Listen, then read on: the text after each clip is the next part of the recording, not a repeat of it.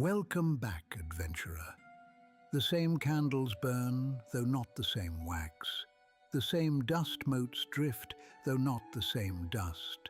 Somewhere above our heads, Waterdeep still laughs and bargains and quarrels, and the sea wind still worries at the city's stones like a patient thief. Down here, beneath cellar and sewer and forgotten stairwell, we have only lamplight, shelves, and the comfortable weight of old truth. You have returned to the secret stacks. Welcome again to the Lich's Tale, a Faerûn Lorecast. I am Irillian Cantonine, Baelnorn, Laura Warden, and stubborn enemy of oblivion. I do not hunger for kingdoms. I hunger for continuity. I took on this unending state so that history would not die simply because kings do. If you are new, know this. My appetite is for archives, not arteries. If you are returning, then you already know my curse and my joy. Last lesson, my eager apprentice, we stood beneath a broken sky. We walked through the final agony of the days of thunder. We spoke of the creator races at the edge of their greatness, the Saruk burying knowledge in stone and blood, the Batraki shouting into the deep for powers too large to safely answer, the Aerie measuring the heavens with the terrible confidence of those who think attention alone can purchase survival. We watched the Tearfall descend in fire. We watched the old supercontinent shudder. We watched inland basins become the sea of fallen stars. We watched the world of Abir Toril become, by fracture or by divine surgery, the twin logic of Abir and Toril. And when the dust settled, when the long cold dimmed and the old empires fell into patient ruin, we saw two silhouettes beginning to dominate the wounded world. Wings and stone. Tonight we begin where the smoke cleared. Tonight we step into the Dawn Age. Not merely as a page in a timeline, not merely as the time of dragons or the time of giants, as if a good historian can be satisfied by a title and a date range. No, tonight we go deeper than that. Because the Dawn Age is one of those stretches of history that later peoples simplify out of self-defense. Humans call it legendary because legends feel safer than systems.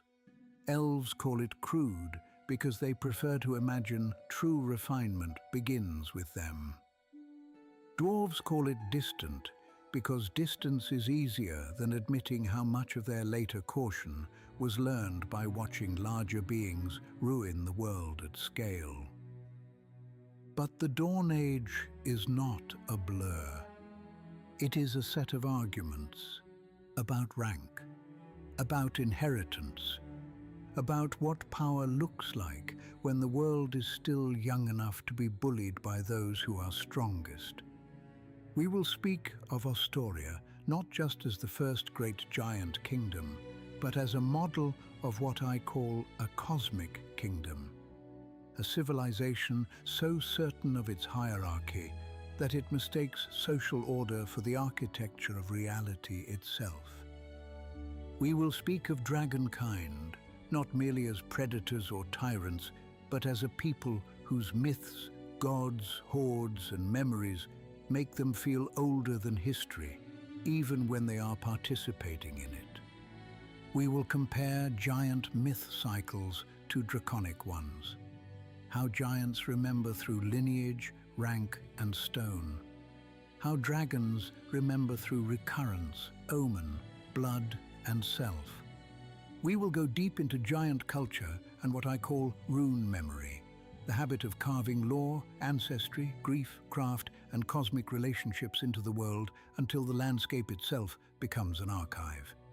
We will go deep into dragon myth, Asgarath, Bahamut, Tiamat, Garrix, Null, Chronepsis, and the old draconic habit of treating theology not as comfort, but as a justification for appetite. We will stand at the edge of the 1,000-year war between dragonkind and Astoria. We will meet Vonindod. We will speak the name Yurnur Virmrever properly. And we will end at the thing that closes the age, not the rise of elves alone, but the first rage of dragons, the Dracorage that teaches even the proudest worms to fear the return of a star. Because if you wish to understand the realms that follow, elven glory, dwarven caution, human ambition, dragon cults, giant ruins, shattered relics, all of it, you must first understand what kind of world existed before the smaller peoples had the arrogance to call it theirs. But before we step into that older weather, a brief word from today's generous sponsor. This episode is brought to you by Dharma Web Solutions, masters of crafting robust web applications and solving the thorny challenges of the modern internet. Whether you need an elegant front end, a scalable back end, or a seamless integration of the two, visit dharmawebsolutions.com. They weave code with the same care that I weave stories. Now, settle in. Let your shoulders loosen. Let your imagination take the weight of the ceiling. We have a long descent ahead of us, and the steps are old. The Dawn Age, also called the Age of Dawn, the time of dragons, and the time of giants, is usually reckoned from roughly minus 30,000 to minus 24,000 Dale reckoning. I say usually because any era this remote behaves badly when forced into precise dates. Memory compresses, myths sprawl. Nations that left no clerks leave only bones and songs. But the broad frame is sound enough. The creator race empires recede, dragons spread across Faerûn, giants consolidate under Astoria, and the surface world becomes a contest between powers so vast that the landscape itself often serves as their casualty ledger. If you try to imagine this age with a modern map in your hands, you will make your first mistake immediately. Do not begin with borders. Begin with scale. Faerûn in this age is not yet the quilt of kingdoms and marches that later cartographers love. It is wider, emptier, harsher, and more punctuated. Great tracts of wilderness lie between concentrations of impossible architecture. A valley can remain untouched for centuries, then suddenly be crossed by a giant road broad enough for moving fortresses. A mountain can sleep in anonymity until a dragon chooses it. And then within a century, every stream, herd path, and cloud pattern around it has changed in response to one creature's decision to remain. This is not a world of states. It is a world of presences. That distinction matters, apprentice.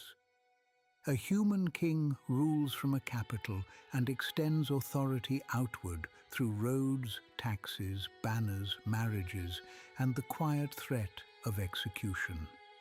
A dragon rules by existing somewhere too fiercely for anyone nearby to forget. A giant empire rules by making its version of order visible in stone. You do not understand the Dawn Age until you understand that power in this era is not subtle, it is environmental. A dragon's lair reshapes the land because the dragon's presence suffuses it. Even modern dragon lore preserves this truth. A dragon's domain reflects its nature, and a hoard is not merely wealth, but a physical manifestation of the dragon's obsessions. Dragons do not simply own places, they imprint themselves on them. A blue dragon's chosen terrain learns arrogance. A green dragon's forest becomes conspiratorial. A red dragon's mountain is never simply volcanic, it is temperamental. Giants, by contrast, reshape the land through intention. They quarry, carve, raise, align, inscribe, terrace, and bind. Where dragons make landscape autobiographical, giants make it civic. One feels like personality grown large. The other feels like law made topographical. That is the shape of the age. Now let us begin, as we should, with the giants. Because giants always insist on beginning with themselves. Ostoria, the name means father's seat in Jotun. Even that translation tells you much. This is not a title like the Shining Kingdom or the Unconquered Realm. It is a title rooted in inheritance and legitimacy. Ostoria is not simply a place where giants live. It is the seat granted or claimed to the children of the All-Father. That is how giants prefer to understand it, and giant self-understanding is never a thing to ignore. At its height, Ostoria was enormous. Later sources place its breadth from the Villon Reach in the south all the way to the lands later swallowed by the Great Glacier in the north, and from the savage frontier in the west to the cold lands in the east. Pause over that. That is not a kingdom in the mortal sense. That is continental ambition. When giant traditions call Ostoria the colossal kingdom, the adjective is not metaphorical. And yet, giant records disagree on when, precisely, it began. Some traditions insist Ostoria predates the Tearfall, when Titans still contended with the Batraki and a very old order of the world had not yet been broken. Other traditions place its founding near the Tearfall itself.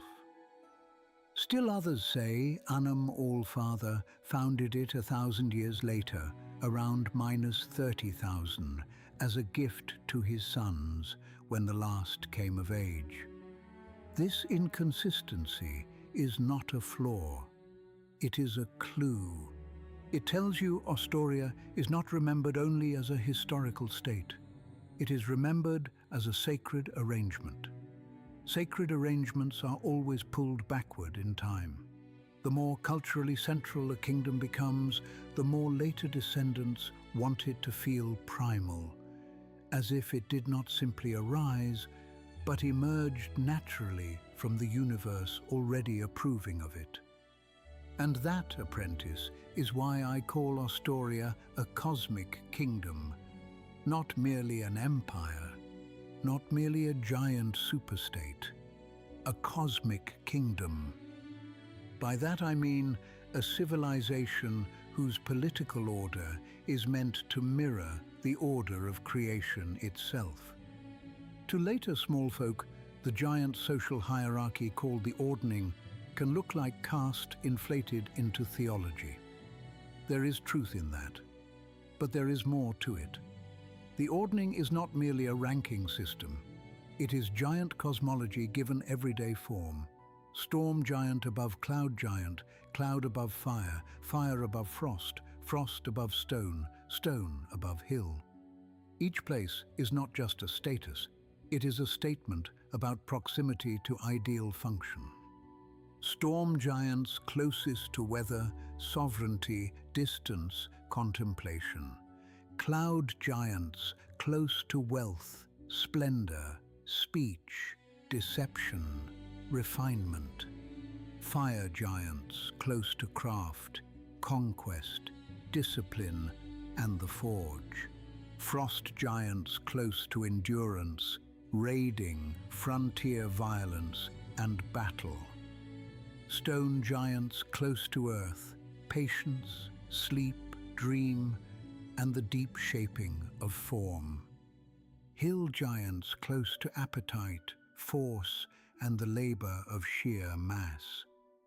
Even the least reflective giant understands the ordning in their bones. It is not a committee, it is gravity.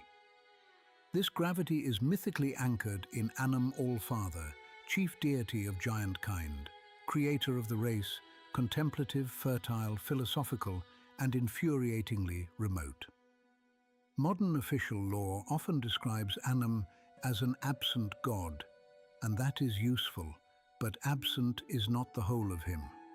Anum is one of those creators whose distance is itself a doctrine. He does not need to be everywhere because giants are expected to know their places already. He is less a kindly father than a standard. Some giant traditions even say the ordning is punishment. Anum's response to his children failing to live up to their destiny of ruling all realms of the material plane. Which is such a giant idea, is it not? Failure, and the answer is not humility, but a stricter hierarchy. Now listen carefully, because here the myths get specific, and specific myths are where a civilization reveals its preferred shape. As Ostoria grew, Anum divided the realm among his favored sons. Vilmos received the seas and lakes, founding the storm giant dynasties. Nixius received the skies, fathering the cloud giant lines. Ruk received the hills, Ottar the northern tundras, Masud the southern volcanoes, Obadai the caverns below the earth, and Lanaxis, eldest among them, received the plains, and from him came the Titan dynasties and the capital of Voninheim. Already you can see the cosmic pattern. Different giant lineages are not merely associated with different terrains, they are ontologically married to them. The seas belong to storm giants, not because they seized them by force, though force surely followed. They belong to them because giant myth insists the cosmos assigned them so. The sky belongs to cloud giants because cloud giants fit the symbolic logic of wealth and spectacle suspended above ordinary life. Volcanoes belong to fire giants because of course they do. The north belongs to frost giants because a frontier must be held by those who prefer suffering as a test.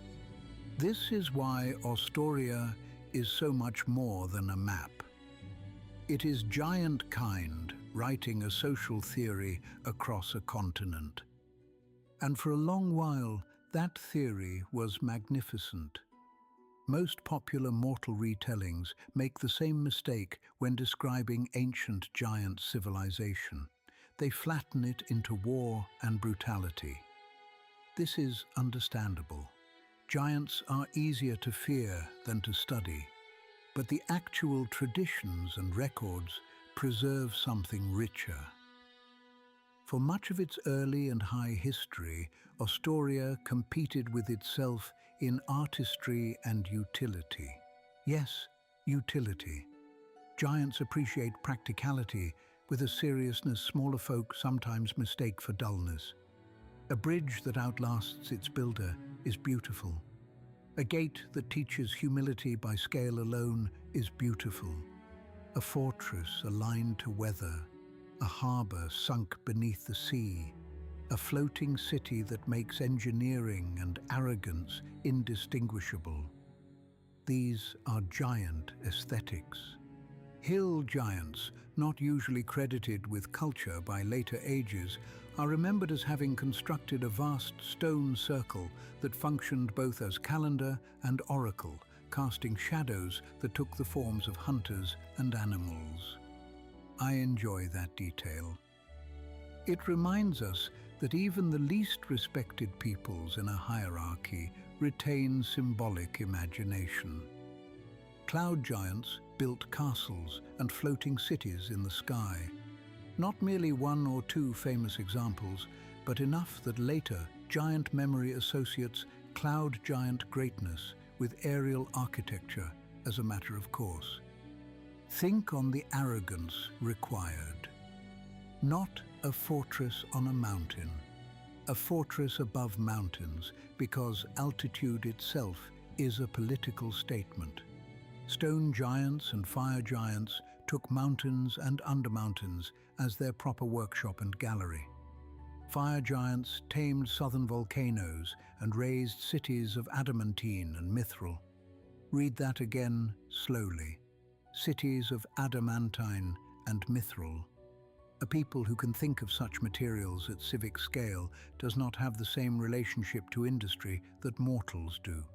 A human kingdom mines precious metal. A giant kingdom builds neighborhoods from it to prove a point. Storm giants and titans produced what giant memory most admires, the greatest cities, with mechanical conveyances and galleries holding artistic tribute to all giant kind. Storm giants also built mighty fortresses beneath the seas. There is that word again, beneath. Giants of the sea do not merely build on coasts. They annex the environment itself. By around -28,000, Astoria reached the height of its power, beginning what later sources call the Reign of Giants. But I want to stay a little longer inside this greatness before war interrupts it. Because greatness, properly understood, contains the instructions for a civilization's collapse. So let us go deeper into giant culture.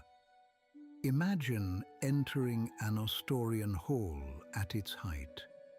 Do not think first of size, though size will overwhelm you. Think instead of arrangement, where the doors are placed, how far the fire pits stand from the guest benches, which walls hold runes and which remain blank, which pillars are carved with ancestry and which with victories, which spaces are acoustically alive for song and which deadened for judgment. Giant halls are not casual, they are structured to teach. To a giant, architecture is pedagogy. A storm giant court teaches that power should feel like weather, distant, inevitable, difficult to oppose, occasionally magnificent. A cloud giant court teaches that power should dazzle before it commands. Gold, illusion, laughter, wealth on display, insult disguised as ceremony. A fire giant hall teaches that power is forged and managed. You hear hammers, you smell hot metal, you see the labor that undergirds dominion, and because giants are honest in a way humans rarely are, that labor is not hidden. They want you to know how much effort went into making something that can crush you. A frost giant hall teaches that power endures hardship and wastes no breath defending itself with elegance. A stone giant chamber teaches that power is patient enough to become part of the mountain. And a hill giant camp, however crude later chroniclers may call it, teaches appetite without shame. The gods behind these peoples matter too. Stronmaus gives storm giants a model of contemplative strength. Memnor gives cloud giants a divine permission slip for vanity and cunning. Surtur gives fire giants sacred legitimacy for craft and conquest. Thrym gives frost giants a theology of battle and endurance. Scorius Stonebones teaches stone giants that the deep world has form, memory, and dream. Grolantor gives hill giants very little refinement, but a great deal of permission. And beyond the obvious war gods and patriarchs, giant culture retains quieter divine threads. Hiatea keeps the hearth, the hunt, the bond between care and provision. Yalanis reminds giant kind that splendor, love, and beauty are not incidental but aspirational. Giants do not become less frightening when you remember they sing lullabies and mourn their dead. They become more real, which is the more unsettling thing. Now, to the matter of the ordning itself. Modern discussions often treat the ordning as a simple ladder. This is partly correct. Every giant knows where their kind stands in relation to others. The lowest-ranked storm giant outranks the highest-ranked cloud giant, and so on downward. But within each type, giants rank themselves differently. Cloud giants value wealth. Stone giants value artistry and skill with the hurled rock. Fire giants value craftsmanship and function. The larger cosmic hierarchy nests many smaller value systems. That produces a culture with two simultaneous instincts. First, obedience to type hierarchy. Second, intense competition within type. Such systems are stable until pressure arrives from outside. Then they reveal their contradictions. A cloud giant may resent taking second place to a storm giant who has less wealth or less wit. A frost giant hero may become so culturally important that he strains the elegant assumptions of those above him. A fire giant engineer may believe, correctly, that civilization would collapse without the work of his kind, and therefore grow contemptuous of the contemplatives who rank above him. Astoria survived these tensions because it was vast, sacred, and successful, until dragons made success expensive. But before the dragons come fully into the room, we must speak of runes. Ah, runes. This, apprentice, is where giants become difficult for smaller scholars to properly understand, because when mortals encounter giant runes, they often reduce them to battle magic or exotic script, a mark that makes a weapon stronger, a sigil that wards a gate, a bit of half-stolen mysticism for adventurers and rune knights. Useful, yes, but partial. The giant language used Dethek runes, both ancient and modern.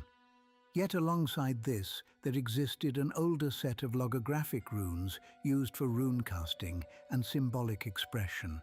They were not a true alphabet, not a syllabary, not a simple writing system you could transliterate into a merchant's ledger. They were diagrams, models of relationships between cosmic forces and deeper truths of the universe. Pause with that. A diagram, a model. A rune, in the giant imagination, is not merely a word. It is a structure of meaning. Something part sign, part force, part conceptual geometry. This is why I call giant culture's relationship to them rune memory. That is my phrase, not an official giant term, but it serves. Humans remember in ink because ink is cheap and paper travels. Elves remember in song because song survives exile. Dwarves remember in oath because an oath can outlive a hall. Giants remember in stone, not just in the obvious sense of inscriptions, in a more civilizational one. A rune carved above a lintel is not merely decorative.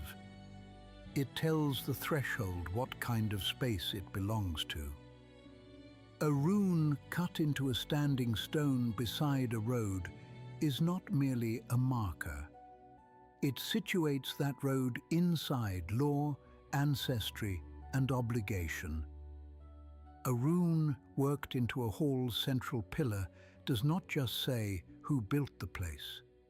It asserts that the builders remain spiritually legible there long after their bones are elsewhere. A rune engraved onto a weapon carries more than enhancement. It yokes the weapon to a tradition of use, a type of wielder, a divine permission. The official sources tell us these ancient giant runes also represented related giant subraces and gods symbolically in art. That means giant art, theology, and magic are entangled.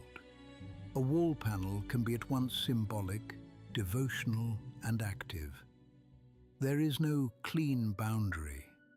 Do you see why giants externalize memory more powerfully than many other peoples? Ancestry becomes architecture. Cosmology becomes civic design. Magic becomes public record.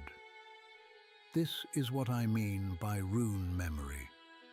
An Ostorian child would learn the world not only from parents and priests, but from the built environment. From the rune above a door, the sequence on a monument, the form of a calendar circle, the giant road's axis against sunrise, the repeated symbols linking storm to sea, fire to forge, cloud to wealth, stone to patience. A society that teaches through its environment breeds beings who expect the world itself to reinforce their assumptions. Which is another way of saying Ostoria did not merely have ideology, it lived inside ideology and called that normal. This also explains a great deal about giant craftsmanship. Fire giants do not simply craft better metal than most later peoples. They believe craft is metaphysical proof of worth. A well-forged thing is moral evidence. Stone giants do not simply carve. They discover form by listening to permanence. Cloud giants do not simply decorate. They stage status so thoroughly that illusion becomes another building material. Storm giants do not simply endure weather. They converse with scale and consequence. When such beings inscribe runes, they do not think they are adding magic to matter. They think they are revealing the proper relationship already latent in matter and commanding it to remain honest. That is why giant ruins often feel less abandoned than accusatory. The runes may be broken, their strongest powers may be dormant, but the sites still carry intent, and intent has a long half-life when it has been cut into mountain-sized stone. This too is part of Ostoria as cosmic kingdom. A road in a human empire connects places. A road in Ostoria asserts that movement itself should occur according to giant terms. A bridge in a human empire solves a practical problem. A bridge in Ostoria can be a declaration that the land's obstacles have submitted to giant understanding. A hall in a human empire houses government. A hall in Ostoria tells everyone who enters that social order is not optional. When the giant record says Ostoria's peoples competed in practical and artistic wonders, believe it. The competition was not pastime. It was how different branches of a cosmic kingdom proved their version of giant excellence deserved remembrance. Now, no account of giant power in the Dawn Age is complete without acknowledging the cruelty that sat inside this magnificence. Ostoria was not a utopia simply because it was grand. Official traditions remember that elves and goblinoids lived within the empire as subjects or slaves, sometimes confined to particular territories. That one detail opens an entire archive of unrecorded suffering. Giant greatness had a labor question, as all empires do, and giant answers to labor were rarely soft. Hill giants subjugated lesser creatures through brute force. Fire giants harnessed entire populations to craft and extraction. Storm giant dignity did not automatically produce mercy. Cloud giant refinement certainly did not. A giant empire could admire art and still grind smaller peoples beneath it. Indeed, many empires find the first easier because of the second. Remember that as we proceed. Ancient does not mean noble. Grand does not mean kind. Now let us cross the divide. Let us look upward. Dragons. If Ostoria is a cosmic kingdom, dragonkind in the Dawn Age is something else entirely, a dispersed dominion of living centers of power. There are dragon realms in this age, yes. The earliest spread of dragons across Faerûn saw the establishment of realms with names that taste like smoke and ancient grammar: Argistiliax, Chesin Malsvir, Darastrivatisha, Tharkrix Gontix. Even the names tell you something. Dragons name like beings who expect language to endure, because they do. Their place names sound less like municipalities and more like titles granted to portions of the world. And dragons do not arrive quietly.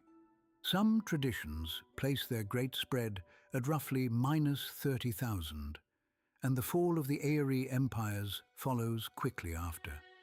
Led, it is said, by a dragon general named Nagamat, the dragons destroyed the avian empires on land, in air and underground. Think about that wording: land, air and underground. The Aerie had believed altitude conferred safety. Dragons answered by making sky itself the route of annihilation. This matters because it sets the tone for the age.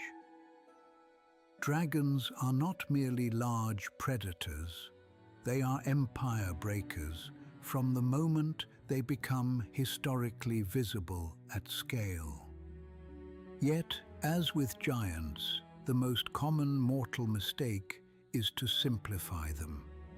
A dragon is not just a monster. A dragon is a memory engine with claws. A dragon is a moving argument. A dragon is dynasty, border fort, weather event, collector, priest, tyrant, scholar, and siege engine compressed into one willful body. Giant civilization externalizes power. Roads, halls, fortresses, monuments, runes, lineages visibly enacted. Dragon civilization internalizes power, the self as center, the lair as extension, the horde as condensed history, the territory as biography. This is the first great difference between them. A giant king dies, and if the roads remain, the kingdom's logic remains visible. A dragon dies, and unless its offspring, servants, or cult continue the pattern, the most important fact in that territory has ended. This is why dragons feel so strange to later historians. They do not always produce institutions that survive them. They produce impact zones. And yet the Dawn Age does preserve patterns enough to speak of dragon culture. First, dragons in this era are devout. The official histories note that dragons of the age fought not only over land, but over matters of religion, and those conflicts, the Draco Holy Wars, brought dragonkind near extinction. Pause there. Near extinction, not from giants, not from mortals, from one another. This already tells you that dragon myth is not ornamental. It is civilizationally active. At the center of draconic myth stands Asgarath, more commonly known in the outer cosmologies as Io, the creator deity of dragonkind, world shaper, figure of totality. A being so old and conceptually broad that different traditions use the name with disorienting freedom. In some myths, Asgorath made the multiverse. In others, Asgorath made dragonkind. In still others, the distinction blurs, because what is a world worth if not to bear dragons upon it? This is dragon theology in miniature. Cosmic significance and draconic exceptionalism are not separate categories. Then there are the children, or the aspects or the emanations, depending on which draconic school you annoy. Tiamat, great queen of chromatic hunger, many-headed, acquisitive, imperial. Bahamut, known in older draconic worship also as Zymor, deity of justice, metallic dragons, wisdom and enlightened law. Justice tempered with mercy and punishment with forgiveness. Garrix, chaotic god of fire, destruction and renewal through flame. A figure some traditions call mad, others simply honest. Null, the silent, god of death, fate and time, whose aspect Chronepsis judges dead dragons with dispassionate inevitability. Already you can feel how different dragon gods are from giant ones. Giant divinities distribute role. Draconic divinities intensify disposition. A giant worshipper asks, "What is my place in the order?" A dragon worshipper asks, "What does my greatness authorize?" That is not universally fair, but it is broadly true. Tiamat sanctifies appetite. To invoke her is to claim magnificence, justifies domination. Bahamut sanctifies restraint without surrendering superiority. He is not small folk morality with scales painted on. He is dragon nobility, insisting that strength does not excuse every indulgence. Garrix sanctifies the burn. If a thing exists, Garrix asks what truth will remain when its unnecessary parts are ash. Fire as destruction, yes, but also renewal, which is why his priests can sound at first almost philosophical. Burn to reveal, destroy to clarify. It is an extremely dragon idea. Null, or Chronepsis, if you prefer the judgment face, sanctifies fate and death. He watches, weighs, and receives. Dragon traditions say he measures lives with endless hourglasses and ferries dead dragon souls beyond the trouble of their former enemies. Even dragons, who resent limits with magnificent sincerity, preserve reverence for the one figure in their pantheon who cannot be flattered into changing the count. Notice something else. Dragon theology preserves contradiction more comfortably than giant theology does. Giants like clear hierarchy. Even when their myths conflict, they tend to reconcile by ranking. This sun above that sun, this domain to that lineage, this failure punished with that place in the ordning. Dragons do not mind theological overlap if it flatters complexity. A dragon can revere Tiamat's grandeur, fear Null's judgment, admire Bahamut's discipline, invoke Garrix in battle, and still claim loyalty to Asgorath as ultimate totality. Their myths are less a ladder than a constellation. Which brings us to what I mean by draconic myth cycles. Giants remember through genealogy and architecture, father to son, hall to hall, dynasty to dynasty. The pattern is linear even when the records are fragmented. Dragons remember through recurrence, hatching, claiming, gathering treasure, rivalry, mating flights, holy war, long sleep, waking, renewed claim, star omen, rage, repeat. A dragon's relation to time is not civic, it is cyclical and deeply personal. This is one reason dragons feel older than history, not simply because some live very long, though they do, and not simply because their gods are old, though they are, but because dragon stories are built to survive repetition. A dragon does not need to preserve a city archive to feel historical. It preserves pattern inside memory and blood. There is another reason. Dragons sleep through eras.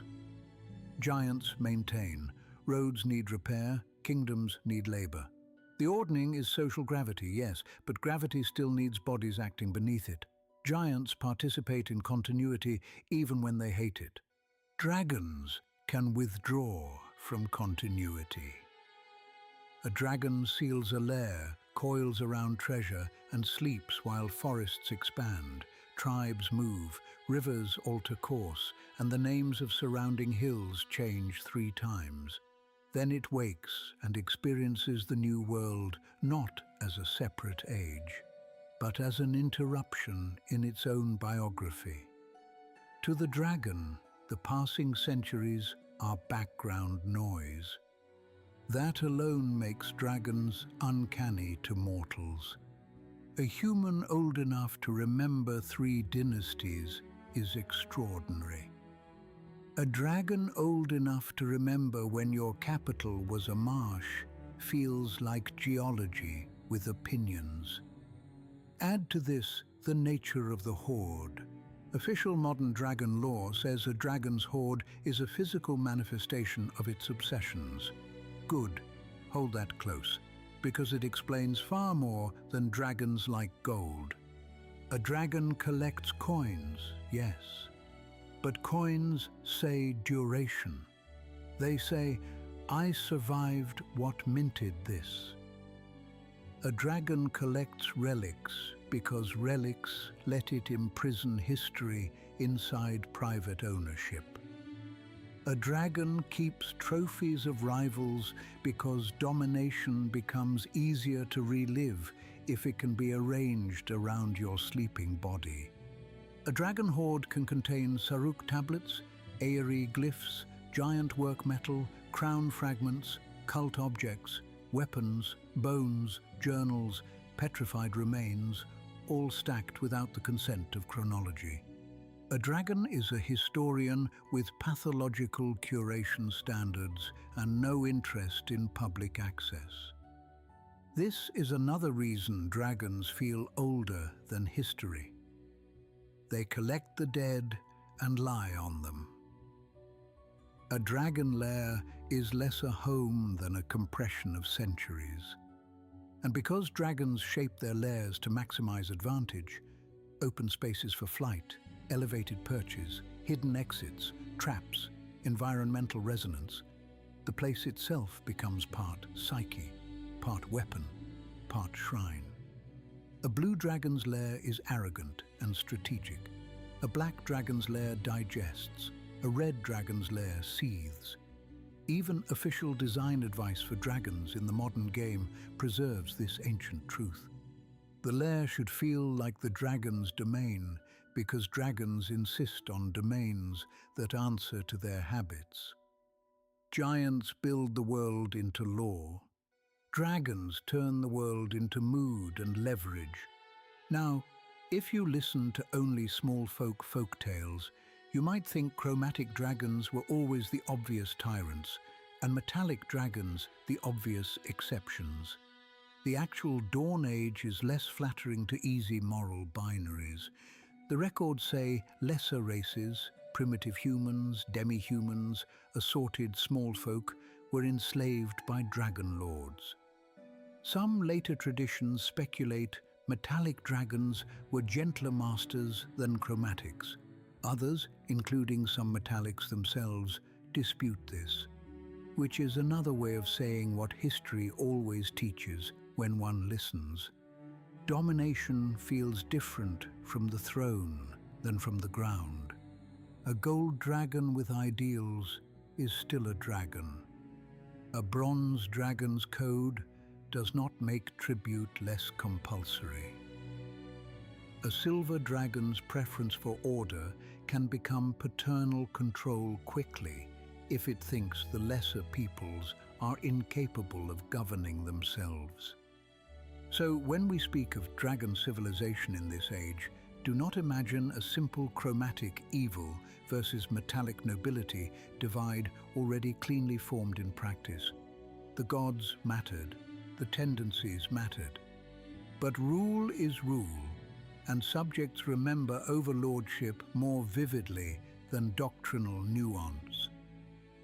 Now let us speak of the Draco-Holy Wars, because they are one of the least appreciated keys to draconic self-understanding. The Dawn Age dragons do not only fight giants, they fight each other over dominion and religion. Their devotion to the draconic pantheon is not passive. If giant hierarchy says, "You have a place," dragon religion often says, "Prove which divine disposition best deserves to shape the world." A dragon war, then, can be territory dispute and theology simultaneously. A red dragon burning the holdings of a silver is not only taking land. It may be enacting Garrix against restraint, Tiamatic grandeur against Bahamutic conscience, flame against law, appetite against mercy. A blue dragon claiming relics tied to another god's cult is making an argument about whose cosmic reading should prevail. This makes dragon conflict intense and existential. Giants war as polities, dragons war as personalities with gods behind them. Do you begin to see the contrast? Giant myth cycles want legitimacy. Draconic myth cycles want vindication. A giant says, "I rule because the order placed me here." A dragon says, "I am proof that I should rule." That difference alone would have made peace between dragonkind and Ostoria fragile. But there is more. Giants think in kinds: storm, cloud, fire, frost, stone, hill, titan, kin below. Dragons think in individuals first, then clutches, then clans, then divine alignments, then types. Species matters, yes. Breed matters. Bloodline matters. But dragon pride is sharply personal. They do not disappear into category willingly. So let me state the central contrast as clearly as I can. Giants externalize significance. Dragons internalize significance. Giants carve memory into the world. Dragons curate memory around themselves. Giants prefer linearity, lineage, rank. Dragons prefer recurrence, omen, blood, and personal precedence. Giants say the world should be arranged. Dragons say the world should submit. Now, picture those two civilizational theories sharing a wounded continent for several thousand years. You need no prophecy to foresee war. But before war fully takes us, I want to linger over the phrase, the user. Forgive me, the phrase I promised you. Why dragons feel older than history. I have given you some reasons already. Their sleep, their hordes, their cyclical myths, their disregard for mortal date-keeping. But let us go deeper. History, as most peoples use the term, begins when records stabilize enough to be argued over. Dragon memory does not care whether your records exist. A dragon may remember when the forest at the edge of your kingdom was younger than the hills you use to define the kingdom. A dragon may remember the pre-human name of your river. It may remember when a giant road crossed the plain where your capital now stands, or when the mountain above your mine was the hunting range of another dragon whose bones it later collected. When you tell such a creature that your dynasty is ancient, you are asking something that predates your entire concept of nationhood to admire your bookkeeping. There is also the way dragons relate to stars. Giants map significance onto land, mountains, roads, coasts, capitals, halls, dynasties. Dragons often map significance onto recurrence in the heavens, constellations, omens, celestial returns. The king-killer star, which will matter later tonight, is not terrifying because it is merely visible. It is terrifying because it returns. Dragons pay close attention to what comes back. A people who treat recurrence as meaningful will always feel older than peoples who treat chronology as progress. Humans say, this age followed that age. Dragons say, the pattern turns again. And then too, dragons preserve divine family arguments as living psychology. Tiamat's children think like children of appetite even when they claim subtler motives. Bahamut's children wrestle with justice as burden and proof. Garrix's devotees always wonder what ought to be burned. Those under the shadow of Null or Chronepsis live more intimately with death and fate than most races can tolerate.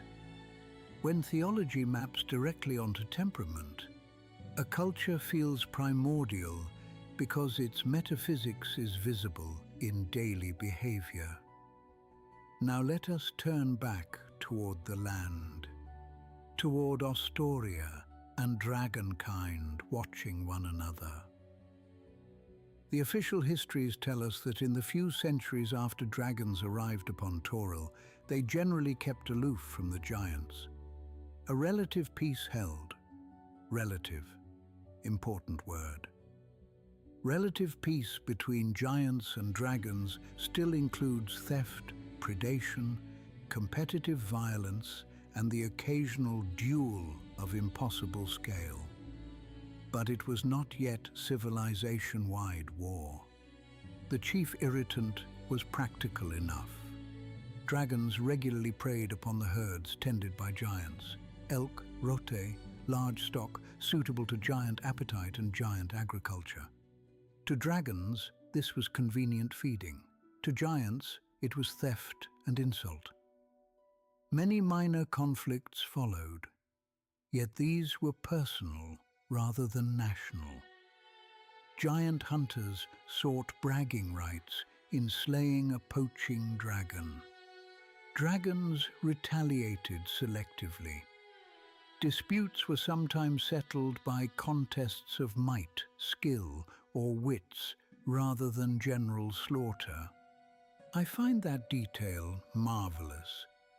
A whole age poised on the edge of annihilation, and for a while its powers still attempt to treat recurring violence as manageable sport. This is how great wars often incubate. Inside cultures that believe they can keep insult small indefinitely.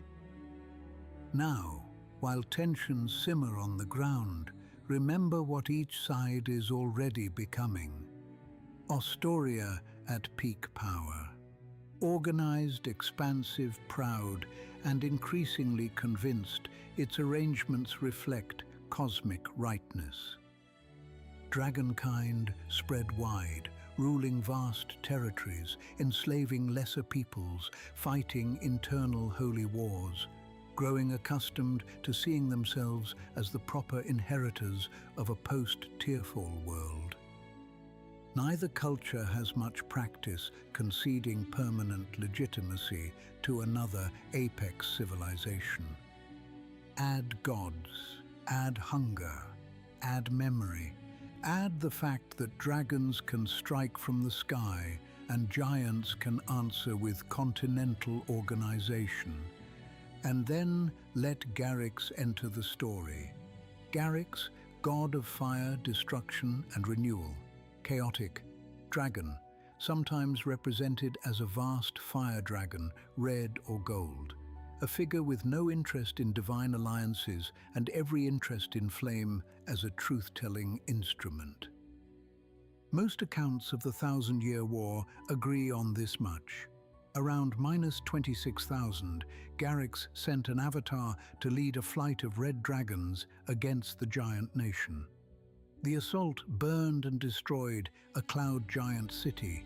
Giant sources interpret this as greed and envy inflamed over Astoria's prosperity. That sounds like a giant accusation because it is. But giant accusations are often revealing precisely where they are self-protective. Giants saw Astoria as prosperous, orderly, expansive, enviable. Of course, they would say dragons struck out of greed. The alternative, that dragons struck because a rival civilizational theory had become intolerable, is more unsettling. Now imagine the scene properly. Not merely a city burned. A cloud giant city. Suspended wealth, towers adrift in sky, balconies open to horizon, gardens kept in air, banners that assume the wind is a servant. All of it turned vulnerable by fire with wings. This is not just military damage. It is symbolic violation. When a dragon burns a cloud giant city, dragonkind is declaring that altitude itself confers no sovereignty giants can rely on. Astoria understands the insult, and Astoria goes to war. Now we must slow down, because the Thousand-Year War deserves more than a passing blaze. A war lasting roughly 1,000 years between dragonkind and the giant nation of Astoria is not one event. It is an age within the age, a crucible in which both peoples become more themselves and less safe. First, the causes. Minor herd conflicts had accustomed both sides to localized violence. Giants considered slaying dragon poachers honorable. Dragons considered giant herds available. These patterns had normalized hostility without forcing systemic response. Garrix's assault changed the scale. Suddenly, the threat was no longer individual dragon versus offended hunter. It was dragonkind acting collectively enough to imperil a giant city.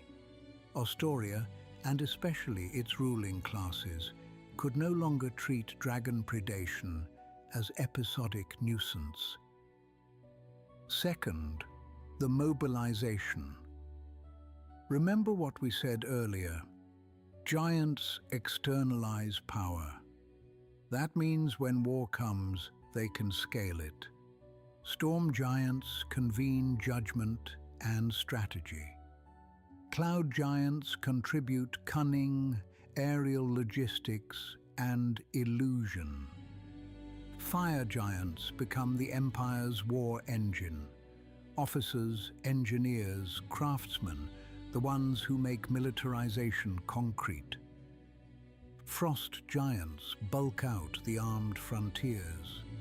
Stone giants turn patience and deep craft toward endurance. Hill giants subjugate, labor, batter, haul. The empire that had once competed in art and practical wonder now throws aside much of its artistry for militarization. Official sources say exactly that. During the war, the giants were forced to abandon music and sculpture to become more militaristic than ever. Let that line sink in. One of the great tragedies of the age is not only the slain, but the unwrought. The songs never completed, the galleries left unfinished, the sculptures not carved because too many hands went to fortification and spear. Third, dragon response. The war involves all races of dragonkind, not just reds, not only Garrix's immediate devotees. The insult has become species scale, and dragons are far too proud to permit a single god's aggression to monopolize the age's defining conflict. Chromatic dragons revel more openly, of course. Metallics enter for more complicated reasons: solidarity, grievance, duty as they conceive it, or simple refusal to let the age be decided without them. The result is a war whose scope inspires later dwarven, elven, and giant classical ballads. That tells you something important. Small folk did not forget this conflict merely because it was loud. They remembered because it was formative. Their ancestors were subjects, slaves, scavengers, refugees, and witnesses beneath it. If later epics sing of dragons and giants here, it is because entire peoples learned their place in history by surviving under this weather. Now we come to one of the war's great monuments, Vonindod. In later ages, when fire giants search for its fragments, modern folk often speak of it as though it were a legend that might have been exaggerated. Nonsense. One does not inherit continent-scale fear of an object purely by poetic inflation. Vonindod was a giant-made colossus construct, a war machine of such power that even dragon memory preserves it with bitterness. It was built to help the giants fight the dragons. Officially, it was among the greatest giant creations of the war. Unofficially, it was Ostorian philosophy given legs. Think about what kind of civilization builds such a thing. Not merely one with engineering skill, though fire giants possess that in abundance.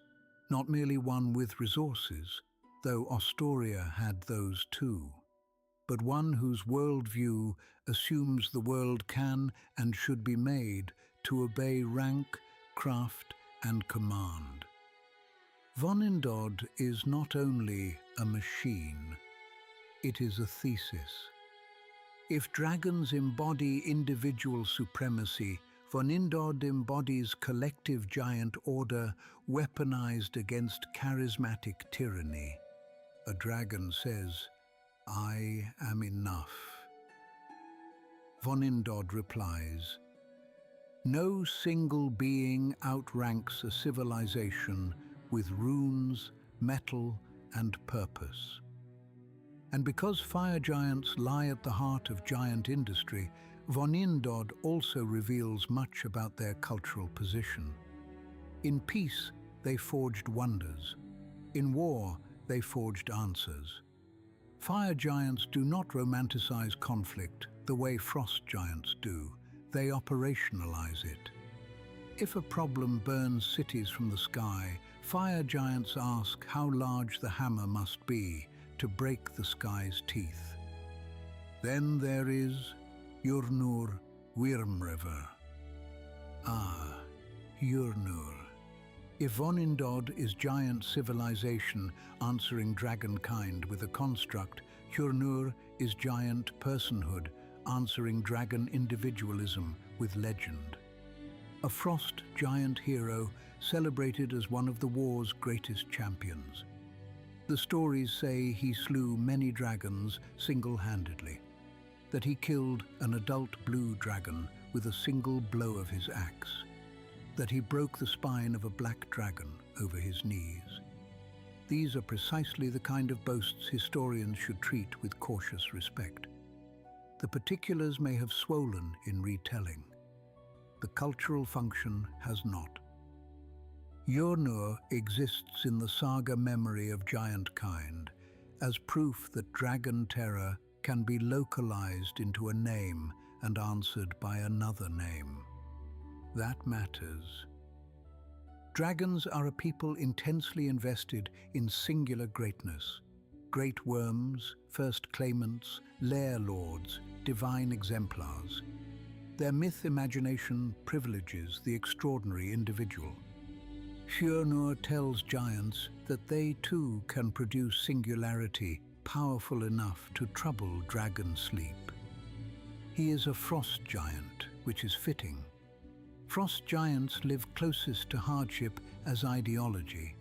They have always known how to make a virtue of surviving the inhospitable. A frost giant hero becomes terrifying not by refinement but by tested brutality honed into method. And yes, apprentice method. That is what I suspect sits beneath the grandest boasts.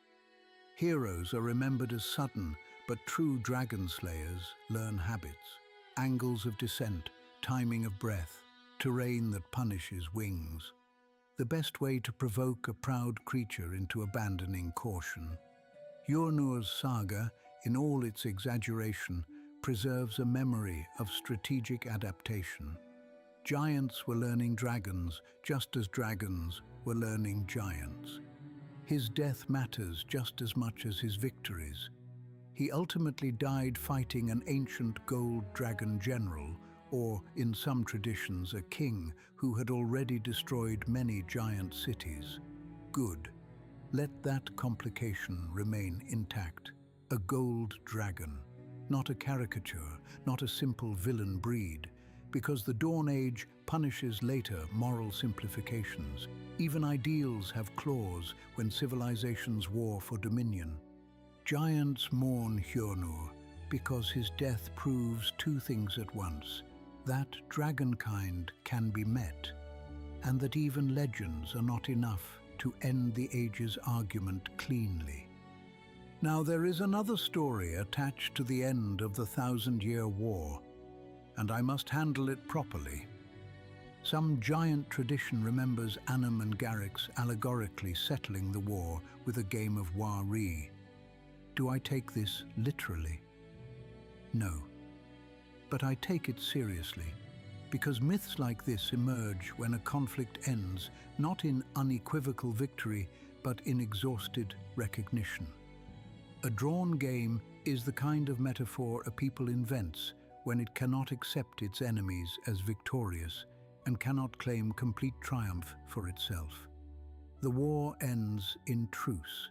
Truce is unbearable to cultures obsessed with superiority, unless mythology gives the stalemate dignity. So yes, keep the image. Annam and Garrix bent over a board while armies bleed beneath them. It is not useful because it is factual.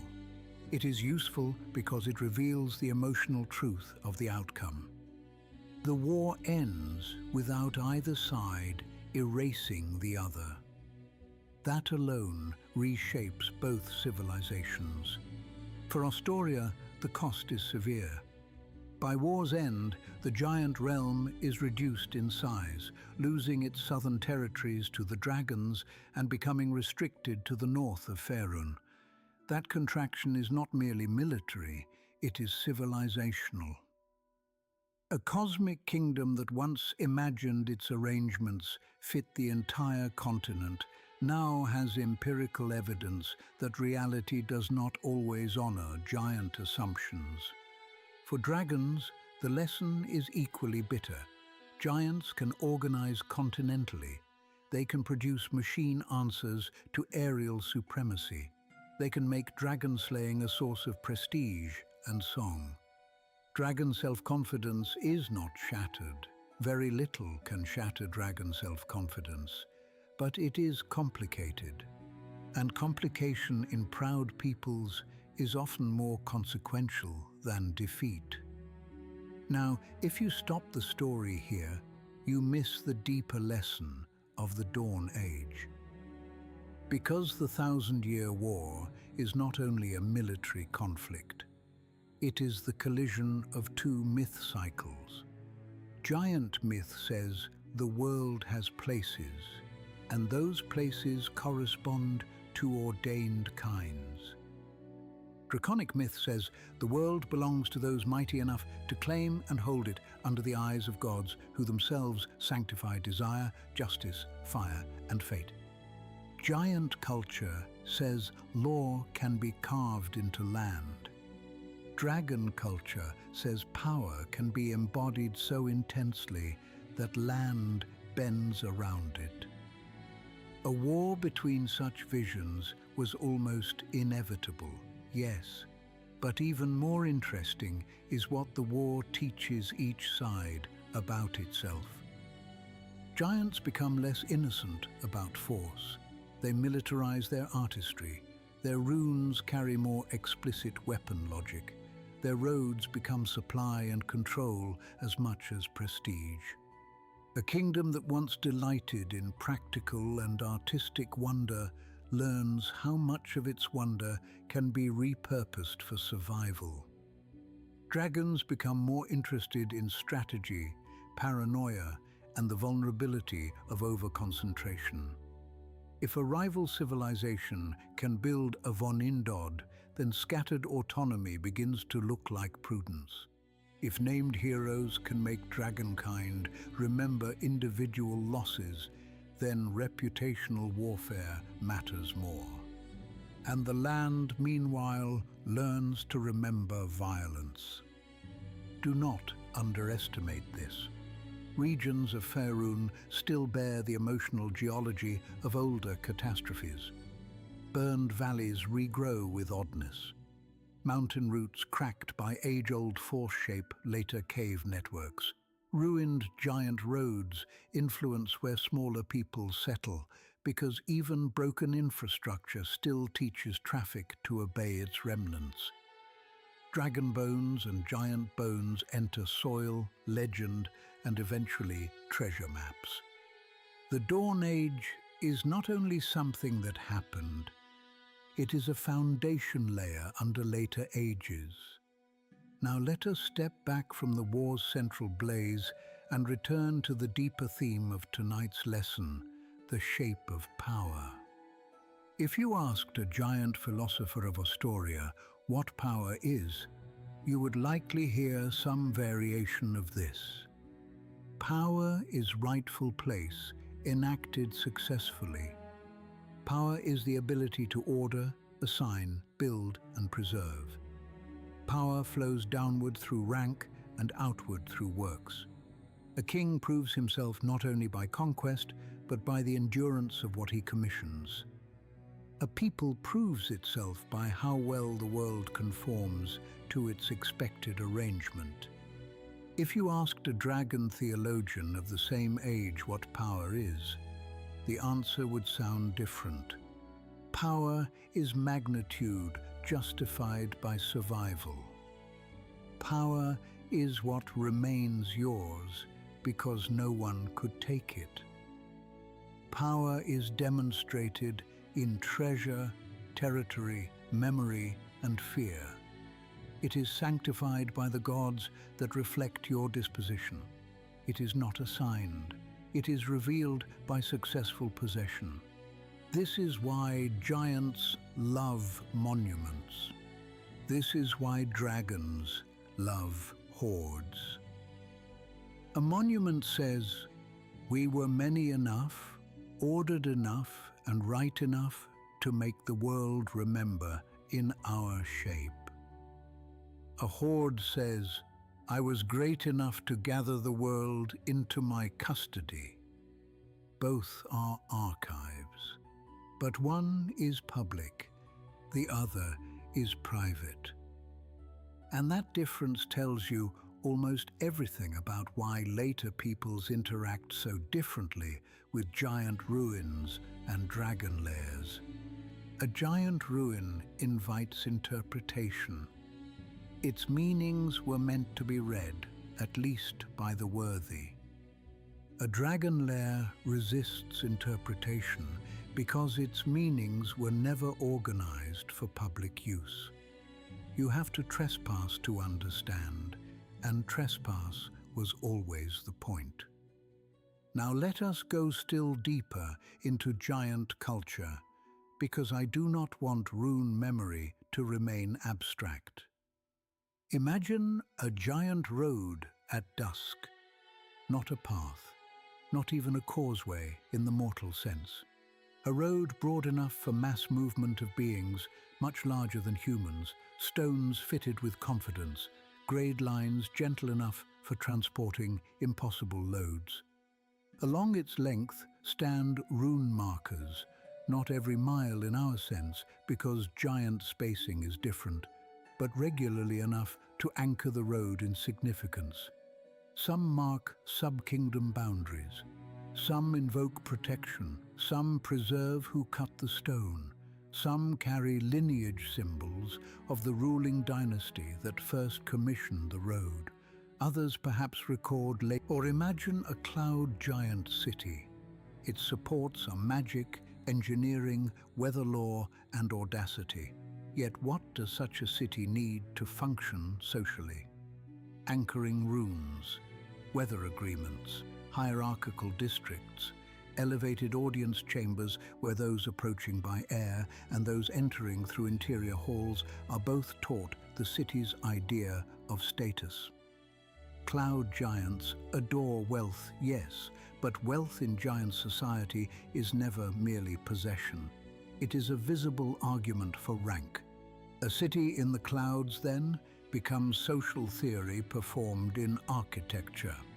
Or picture a storm giant undersea fortress, a place where the sea itself is compelled to permit residence, walls thick enough to bear pressure, chambers where currents are mapped and perhaps ritualized, galleries displaying tribute to all giant kind, because even a storm giant fortress is not simply local. It is imperial consciousness submerged. Now imagine how many lesser peoples labored beneath such projects. How many subjects, slaves, vassals, engineers, and coerced specialists fed Ostoria's needs. Grandeur at this scale is always plural. And then the fire giant cities of Adamantine and Mithral. Think not only of wealth, but of temperature management, ventilation, supply chains, mining logistics, slag disposal, furnace feeding, the politics of mastercraft, the prestige of specialized smith lines, the inspection of rune quality, the use of enslaved labor for extraction, the way a fire giant child would learn the moral order of the world by watching what metals were reserved for what functions. A city made of rare metals is not just splendid. It instructs everyone inside it that exceptional material is the natural substance of giant power. Now, all of this produces another of the age's important contrasts. Giants are infrastructural. Dragons are territorial. That is, giant civilization depends on systems connecting places. Dragon civilization depends on individuals dominating places. If a giant road falls into ruin, the giant empire frays. If a dragon dies, the dragon domain ends or changes hands. But dragonkind as a civilization loses little infrastructure because its infrastructure was always the bodies and choices of dragons themselves. This makes giant decline visible, and dragon decline less so. When Ostoria wanes, roads break, halls empty, cloud cities fall, rune memory fragments, practical arts are lost. When dragon civilization wanes, what vanishes first is coordination. Territories become more isolated, great gatherings thin, internal holy wars bite deeper. Smaller peoples begin to inhabit the spaces between dragon claims. The ruins are less legible because dragons seldom built for public continuity. Now let us return to the draconic side and speak more fully of myth cycles. Asgarath, or Io, is the creator at the center, a deity of totality, neutrality in the broadest sense, a figure encompassing all alignments in some traditions. That wholeness matters. Dragonkind begins from a theological source that does not demand moral simplicity. This helps explain why dragon culture is comfortable with contradiction. Greatness, to them, precedes your neat categories. Tiamat represents the maximal expression of acquisitive sovereignty, five-headed because abundance, appetite, and multiplicity belong to her style of rule. In Tiamatic thinking, if you can possess it, why should you not? If you can bend others, why would restraint be morally superior to dominion? To many dragons, especially chromatics, this does not read as evil. It reads as honesty. Bahamut, by contrast, is not merely nice dragon god. That is small folk reduction. He represents a dragon's attempt to remain majestic while binding that majesty to justice and wisdom. Mercy in Bahamutic terms is not softness. It is controlled superiority, the strong choosing law when appetite is available. Garrix gives dragonkind its theology of the burn, not random destruction, though he can look like that from below. Destruction by flame as cleansing, renewal, and proof that only the necessary should survive. This is why Garrix can attract both gold and red dragons in some traditions. Fire, after all, does not care much for your alignment if what you seek is revelation through ruin. Null and Chronepsis introduce something else entirely. Dragon awareness that death, fate, and judgment exist beyond pride.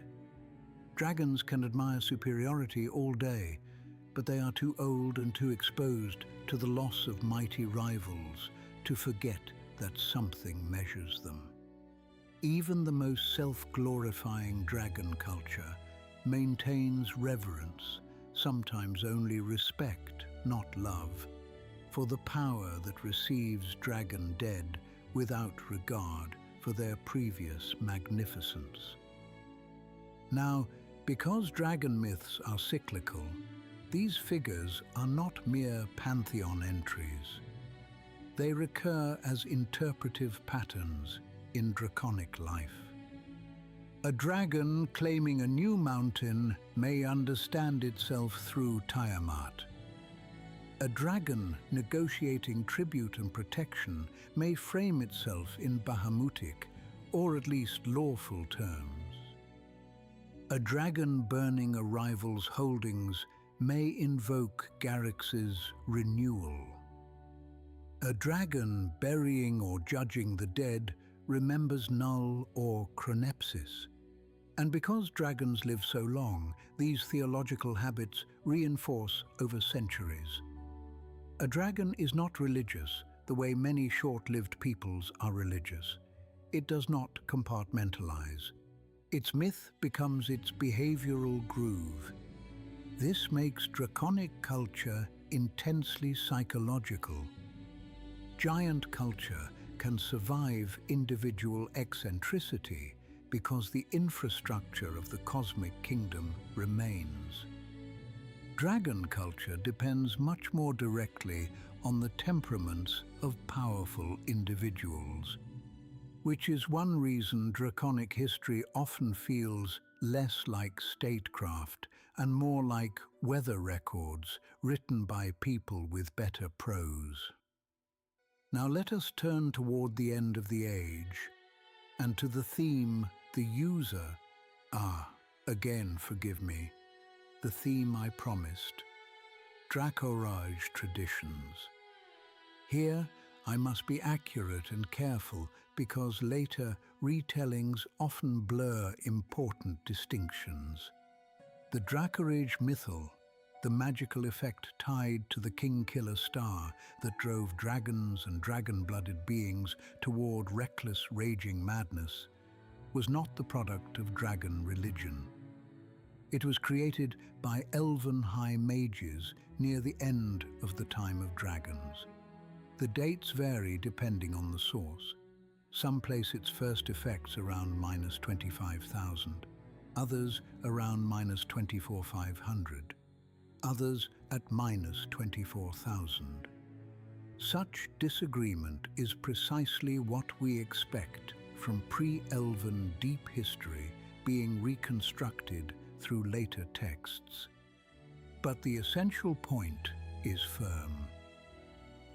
The first rage of dragons belongs at the end of the Dawn Age, not at its beginning. That matters because it means Draco-Age traditions are not ancient habits with no origin. They are responses to a catastrophe deliberately tied to celestial recurrence. Let us say that differently.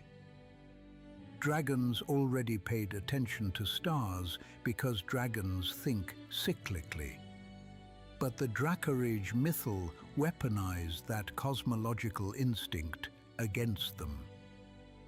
The king-killer star, whenever visible over Faerûn under the mythal's influence, caused dragons to grow agitated, reckless, and eventually little more than raging beasts. They attacked rivals, lesser peoples, even their own offspring. Dragon civilization, already strained by holy wars and the long struggle with giants, was devastated. Imagine what that teaches a people like dragonkind. First, that the sky can carry not only omens, but traps. Second, that recurrence is no longer merely meaningful. It is dangerous. Third, that gathering in strength becomes hazardous when a cycle can make strength indiscriminate. And from these lessons emerge Draco-Age traditions. Not all at once, not uniformly. Dragonkind is too scattered for perfect cultural consistency. But patterns appear, omen watching intensifies. Old dragons become more reluctant to cluster. Eggs and clutches are hidden more carefully. Lairs become more isolated, more defensible, more self-sufficient. Trust between dragon lineages thins because any future return of rage can turn ally into executioner overnight. Stories about the king-killer star become cautionary rather than merely prophetic. Dragon social memory absorbs the lesson that madness can arrive on schedule. This is horrifying in a way ordinary warfare is not. A siege can be prepared for. A rival can be mapped. A hero like Urnur can be challenged and perhaps slain. Even Vonindod can be studied, trapped, dismantled, or outlasted. But a celestial recurrence tied to magical compulsion. That teaches a people to fear the future in loops. And when a people learns to fear recurrence, its culture changes. It becomes more archival, more suspicious, more solitary, more obsessed with personal control over environment. Do you begin to see how this connects to our earlier theme of dragons feeling older than history? A people shaped by Draco-Age does not merely remember the past. It anticipates the return of past conditions. That is not historical consciousness in the human sense. That is mythic temporal trauma. To later mortals, a dragon can seem ancient because it remembers empires. To another dragon, true age is proven by how many cycles of sky terror one has outlived without being reduced entirely to beast. Now, because I care about accuracy, I must also say this plainly. If you hear a speaker tell you that elves created dragon madness itself, treat them with suspicion. The Dracarage mythal is an elven weaponization, yes. An age-ending intervention tied to the King-Killer star. But dragon rage becomes culturally important precisely because dragons are a people who already gave enormous meaning to celestial return and divine pattern. The mythal lands so deeply because it exploits a draconic way of reading the universe. This is why the first Rage of Dragons does not merely kill or scatter, it humiliates. Dragonkind, which had ruled wide territories and broken lesser peoples into submission, is shown that its own magnificence can be turned against itself on a continental scale. The Dawn Age ends there, in that humiliation and fracturing, as elves begin to rise into the power vacuum. But let us not rush ahead to the first flowering just yet. We still have one final and important comparison to make between dragons and giants. Giant memory after catastrophe is ruin-centered. Dragon memory after catastrophe is cycle-centered. When giants lose, they look to lost roads, lost halls, lost runes, lost cloud city secrets, lost crafts. Their nostalgia is infrastructural. Later giants dream of Astoria because Astoria was a world arrangement, and they can still point to remnants. Ruins feed imperial longing. When dragons lose, they look to lineages, omens, betrayals, star returns, and buried hordes. Their nostalgia is positional and personal. A dragon dreams not of rebuilding ministries, it dreams of secure dominion restored, of old treasures reclaimed, of rivals humbled, of a cycle survived better next time. This difference explains much of later realms' history. Why giants keep rebuilding fortresses and searching for ancient seats of power? Why dragons keep amassing hordes, cults, and isolated territories instead of trying more often to create lasting continental institutions? Why giant adventuring threats often look like remnants of state ambition? Why dragon threats often look like intensified versions of one old will? Now, one might ask, and if you are clever, you are asking already, whether Astoria's later fall under the Great Glacier belongs to this episode. It brushes against it, yes, though it lies somewhat beyond our central range. Official tradition holds that in -2550, the death of Ulutio caused a large northern region to freeze, leading Astoria to be slowly swallowed by the Great Glacier. About 75 years later, with the deaths of most of Annam's sons, Astoria ceased to exist as a unified kingdom. This is later than the primary core of the Dawn Age proper, but it belongs to the afterlife of the same story. The giant empire did not vanish the moment dragons and giants reached truce. It waned, it retreated north, it suffered environmental and divine catastrophe. It lost knowledge, including how to build cities in the clouds. Annam, in some traditions, disowned the giants until they could return Astoria to former prominence. I mention this because it teaches an important lesson. The end of an age is seldom tidy. The Dawn Age does not snap shut like a book. It thins. Power leaks from old hands. Dragons are broken by Dracarage, Giants are reduced, embittered, and eventually swallowed by northern doom.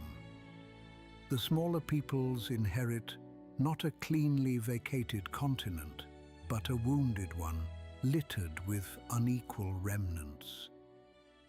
And those remnants matter. Fragments of Vonindod endure. The eye of the All-Father remains in later memory. Voninheim, Ironslag, Svardborg. Some of these names survive attached to later sites, ruins, echoes, reoccupations, or ancestral prestige. Giant lore is like that. Places fall out of use without losing symbolic gravity. Likewise, dragon hordes do not evaporate when dragon civilizations recede. They remain, sometimes guarded, sometimes buried, sometimes dispersed by thieves, giants, avalanches, or later conquerors. Whole later ages of wizardry and adventuring are born because someone finds an object removed from its original age by dragon greed and then removed again by dragon loss. This is why I insist you think of the Dawn Age as foundational, not because it was first. First is overrated, because it distributes material and psychological inheritances into every later century. Giants leave ruins that still claim legitimacy. Dragons leave hordes and anxieties that still distort power. Small folk inherit a world already educated by larger mistakes. Let us pause for a moment on the dragons one last time, because I have not yet quite answered the emotional side of the question. Why do dragons feel older than history? Not simply because they are old, because they behave as though history is beneath them and still cannot escape being wounded by it. A dragon can remember the world before your people mattered and still be driven mad by an elven mythal. A dragon can survive multiple civilizational collapses and still spend a century obsessing over a single insult. A dragon can carry the relics of 5 lost empires and still think first of its own hunger. This makes dragons uncanny. They combine the scale of geological memory with the pettiness of personhood. And that combination is one of the oldest things in Faerûn. Giants, by contrast, feel ancient in a different way. They feel ancient because they attempt continuity through systems. They want the world ordered, ranked, remembered, and made durable. When you find a giant ruin, you feel the weight of a people who believed permanence could be engineered if everyone stood in the right place long enough. Dragons feel prehistoric. Giants feel archaic. One is primeval appetite with archives. The other is monumental hierarchy with weathered lore. Both are older than the smaller peoples who later narrate them. But they are not old in the same key. Now, before we draw the curtain toward the first flowering, I want to give you a few images, deep cuts to carry with you as any good episode should. First image. A fire giant workshop deep under a volcano at the height of Astoria. The heat is so constant that conversation has adapted to it. The master smiths speak in clipped, efficient bursts between hammerfalls. Runes are laid out not as decoration, but as engineering schematics for meaning itself. Metal is poured into forms large enough to shame later kingdoms. In one chamber, a component for Vonindod cools slowly, while 3 generations of craft tradition argue over whether its balance is more important than its symbolic fidelity to Surtur's gift. That is giant civilization. Craft as doctrine. Second image. A cloud giant child walking a gallery wall, being instructed in wealth not through counting but through placement. This jewel, where storm royalty will see it, this tapestry positioned slightly higher to imply a lineage, deserves deference. This illusion layer applied not merely to beautify a chamber, but to make all who enter feel subtly lesser. Outside, the city drifts on ancient runic control and weather lore. Inside, aesthetics are hierarchy with perfume. That too is giant civilization. Third image. An ancient dragon, perhaps blue, perhaps green, circling over a ruined Aari spire in the first centuries after dragon spread. It lands not only to claim height, but to examine what fell. It keeps a carved fragment because it likes the way conquered elegance looks amid newer trophies. 200 years later, the fragment still sits in the hoard, and the dragon no longer remembers the name of the Aari artisan, only that the piece proves something once rival to its dominance now belongs to its memory. That is dragon civilization. Possession as historical method. Fourth image.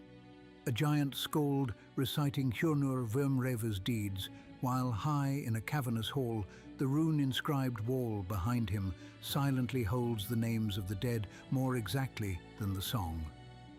The hall listens to the poetry, but the stone keeps the ledger. That is rune memory. Fifth image. An old dragon at the end of the Dawn Age, shortly after the first rage. It has hidden itself alone. The sky is wrong. The King-Killer star has taught it that recurrence can be a prison. It sits atop a hoard that once represented security and now represents things it must not destroy in its madness. It cannot trust its children near it. It cannot trust rivals. It cannot trust the heavens. All its magnificence has not purchased immunity from the turning of the pattern. That is Drakerage tradition being born, and it is one of the saddest images in draconic history, which should make you pause, because dragons so rarely earn pity without immediately betraying it. Now let us speak briefly and honestly about the smaller peoples again. Humans in this age are scattered, early, vulnerable. Dwarves are not yet the empire bearers later ages will know, but their instincts are being educated by the world around them. When dwarves become hall builders of terrifying competence, remember that they rose in a world where giants had already demonstrated both the glory and the failure of permanence in stone. Elves are beginning to spread more confidently, but they are not yet the full high magic civilization of the first flowering.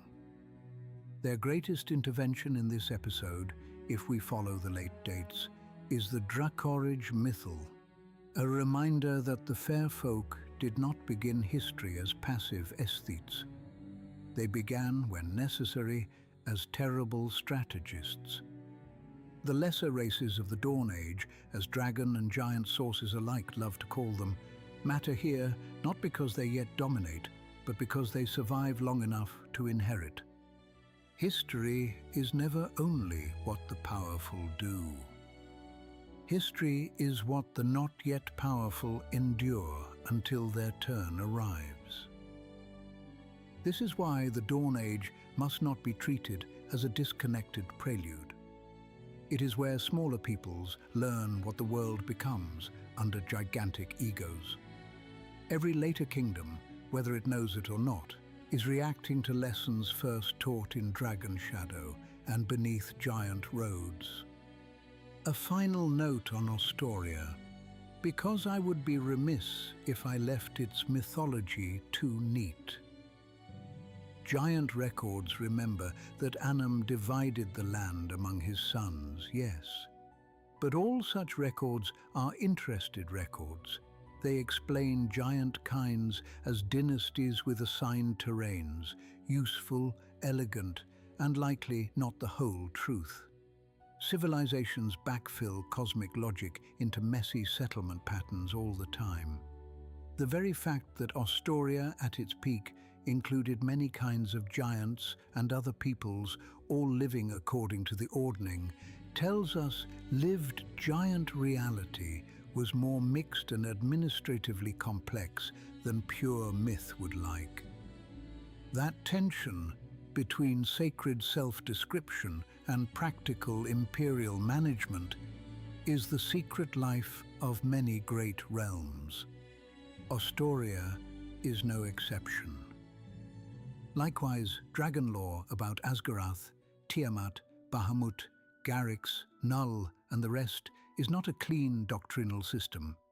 It is an archive of preserved contradictions because dragons are old enough to accumulate incompatible certainties without feeling obliged to resolve them. A dragon can inherit multiple incompatible myths and simply prefer the one that best suits its current appetite. This is why dragon religion remains alive.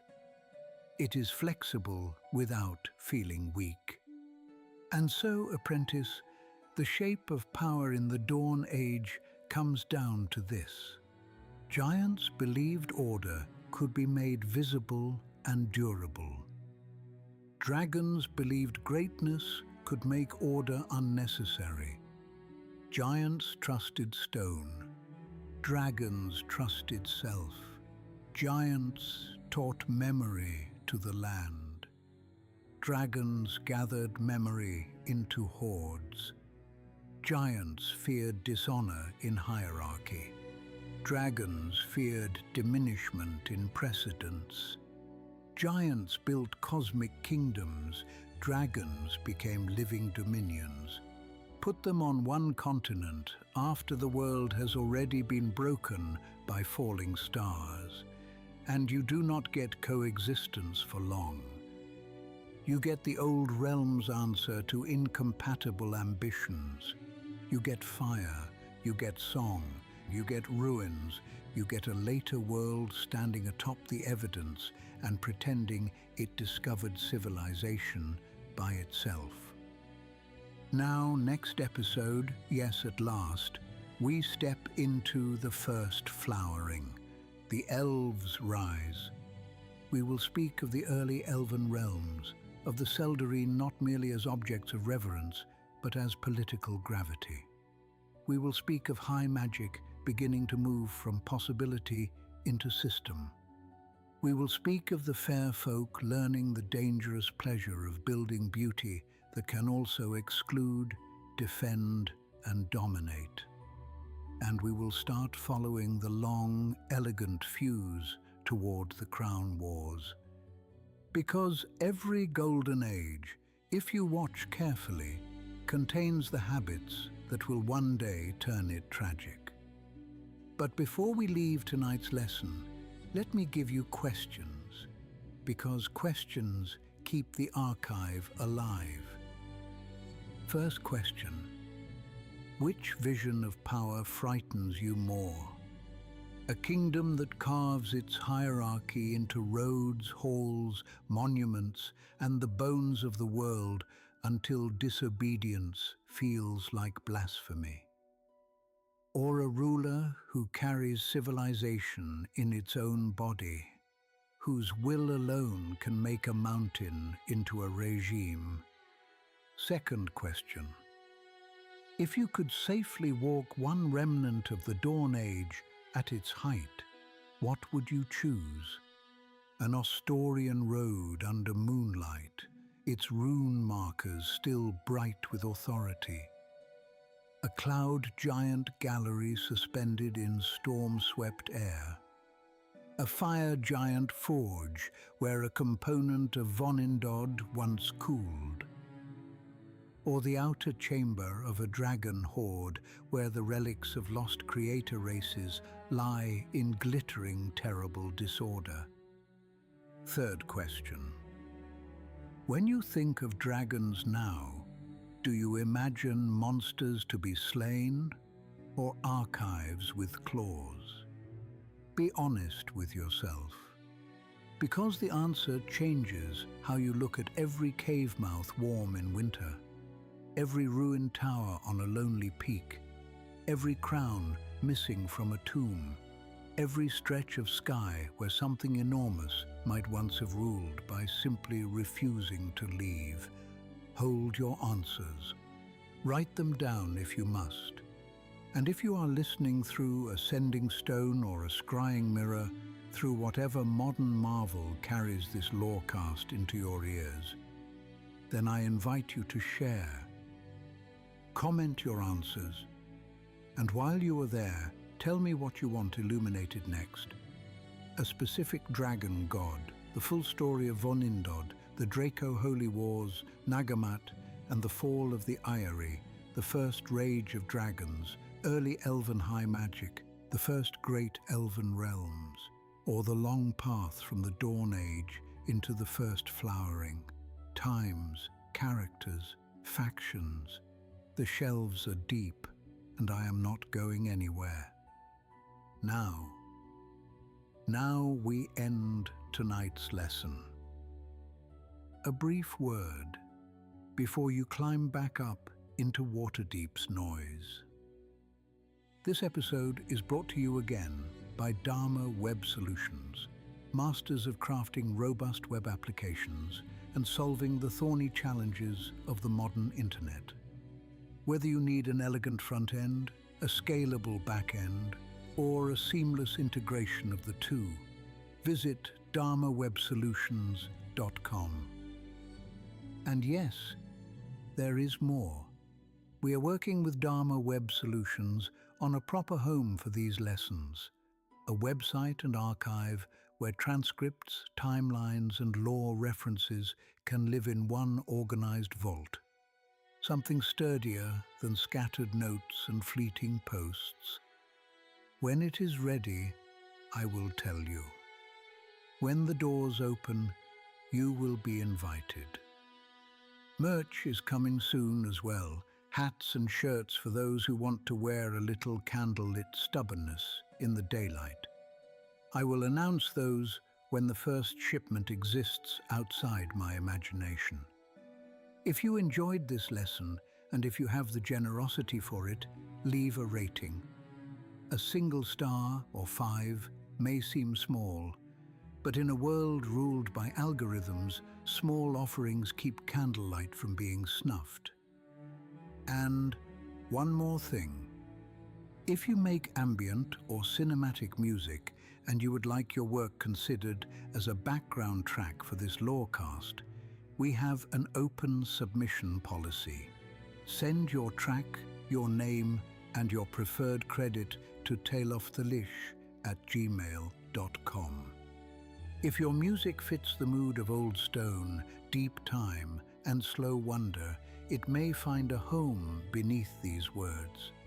Until next time, my apprentice, close your notes, cap your ink, step back into the city above with a mind full of older silence, and remember, if you find a rune in a ruin, ask what kingdom once trusted the world to remember it.